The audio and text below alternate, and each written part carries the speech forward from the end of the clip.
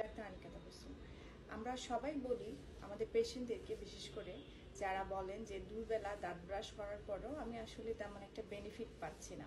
এটার কারণ কি হতে পারে? হতে পারে আপনার ব্রাশটি আপনার দাঁতের জন্য উপযুক্ত না, অথবা আপনি যে পেস্ট ব্যবহার করছেন অথবা যে সিস্টেমে আপনি ব্যবহার করছেন টুথব্রাশিং, সেটা আপনার দাঁতের জন্য উপযুক্ত হচ্ছে না। এখন আমরা কিভাবে পেস্ট ব্যবহার করব সেটা আজকে দেখব। আপনি আপনার পছন্দ মতো যে কোনো একটা ব্রাশ নেবেন, আর হচ্ছে আপনার পছন্দ মতো অথবা আপনার দাঁতের প্রয়োজন অনুযায়ী একটা টুথপেস্ট নেবেন।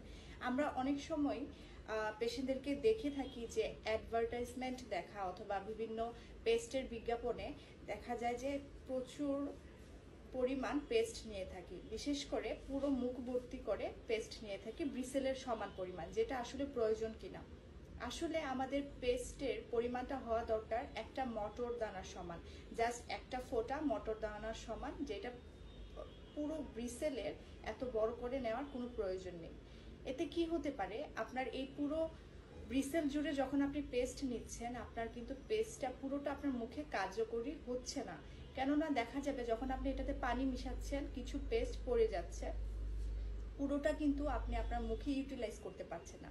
কিন্তু যখন মটর দানার সমান পরিমাণ পেস্ট নিয়ে ব্রাশের মধ্যে নিয়ে ব্যবহার করবেন, তখন কিন্তু আপনার পেস্টটি যথাযথভাবে আপনার পুরো মুখ ভর্তি পরিষ্কার করতে আপনাকে সাহায্য করবে। কোন ধরনের ব্রাশে নেবেন? ব্রাশের ব্রিসেলটা অথবা ব্রাশের যে মাথাটা থাকে সেটা অবশ্যই নরম ব্রিসেলের ব্যবহার করবেন।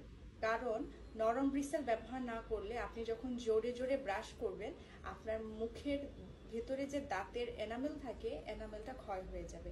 তাই নরম ব্রিসেলের ব্রাশের সাথে পর্যাপ্ত পরিমাণ পেস্টটি ব্যবহার করলে আপনারা পূর্ণ সুবিধাটা ভোগ করতে পারবেন।